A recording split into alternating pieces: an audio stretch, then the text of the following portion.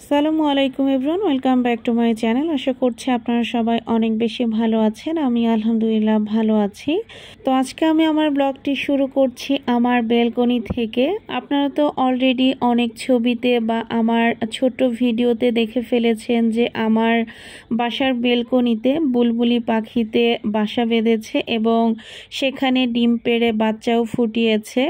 তবে এই বিষয়টা আমার কাছে সত্যি অনেক বেশি অবাক লেগেছে। আমি আসলে কোনোদিনই কল্পনা করিনি যে আমার বাসার বেলকনিতে এভাবে কোনো পাখিতে এসে বাসা করবে। তো এটা দেখে আমরা সবাই সত্যি অনেক বেশি অবাক হয়েছিলাম। আর এই পাখির বাসার আপডেটগুলো আপনারা পরবর্তী ভিডিওগুলোতে দেখতে পারবেন।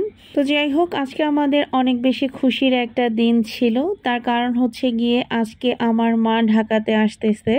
আমার থেকেও বেশি খুশি ছিল জারিফ। তো মা আসতেছে, ওই জন্য দুপুরে আমি এখানে রান্না করে নিচ্ছিলাম। তো সবার প্রথমে দেখতে পেলেন ওখানে আমি একটা পাকিস্তানি মুরগি রান্না করে নিচ্ছিলাম। আর এখানে মায়ের পছন্দের লতি কিনে এনেছি। তো চিংড়ি মাছ দিয়ে আমি লতি রান্না করেছিলাম আর ভেন্ডি ভাজি করেছিলাম। তো এখানে আমার মুরগিটা রান্না করা হয়ে গেলে লতিগুলো কেটে আমি এখন লতিটাও রান্না করে নিচ্ছিলাম। আর মোটামুটি সব রান্না শেষ করে এখন জারিফকে নিয়ে যাচ্ছিলাম তার নানুকে রিসিভ করার জন্য।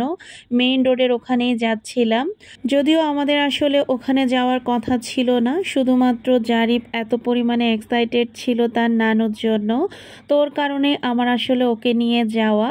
তো এখানে দেখতেই পাচ্ছেন জারিফ কিভাবে চেয়ে আছে রাস্তার দিকে, সে তার নানু কখন আসবে সেই অপেক্ষায়।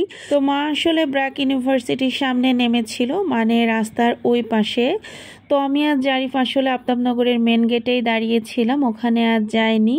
তো ওখান থেকে মাকে জারিফের বাবা রিসিভ করে তারপরে মেন গেটের এখানে আসলে আমি মায়ের রিক্সাতে উঠে যাই আর জারিফ এবং জারিফের বাবা আর একটা রিক্সা নিয়ে আসে।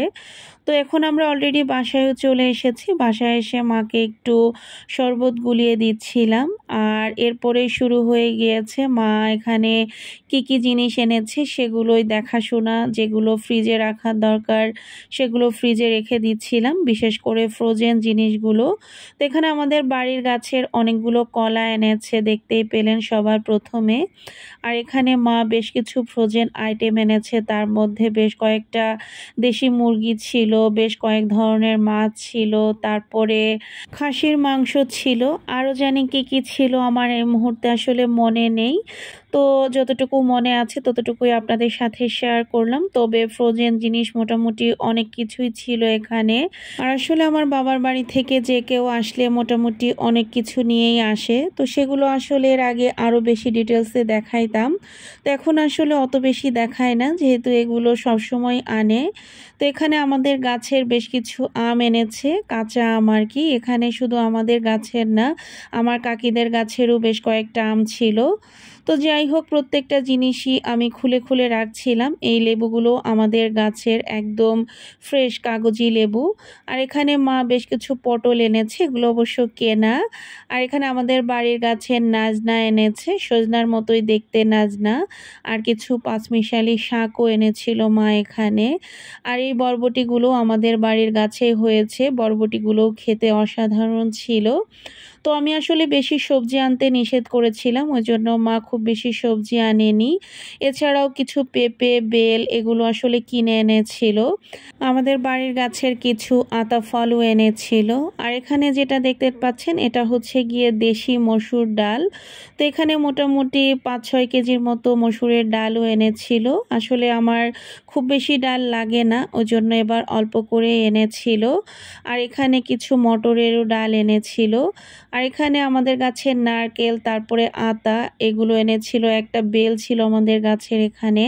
আর এখানে একটা শিল বা নোড়া দেখতে পাচ্ছেন, এটাও এনেছে মা সাথে করে, এটা আমার ভাইয়ের দোকানের।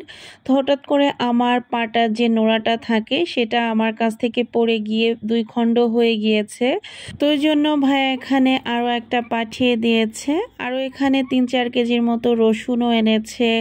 এখানে প্রায় 10-12 কেজির মতো পেঁয়াজ এনেছে। তো মোটামুটি মাশাল্লাহ এগুলোই ছিল। আর এখানে এখানে আমি দুপুরেই রান্না করে রেখেছিলাম, আর আস্তে আস্তে সন্ধ্যা হয়ে গিয়েছিল। তো এই যে কচুরলতি দিয়ে চিংড়ি মাছ, মুরগির মাংস আর ভেন্ডি ভাজি। তো আজকের ভিডিওটা আর বেশি বড় করছি না, আপনাদের কাছে কেমন লেগেছে অবশ্যই কিন্তু কমেন্ট করে জানাবেন। তো সবাই ভালো থাকবেন, সুস্থ থাকবেন, আমাদের জন্য দোয়া করবেন। আল্লাহ হাফেজ।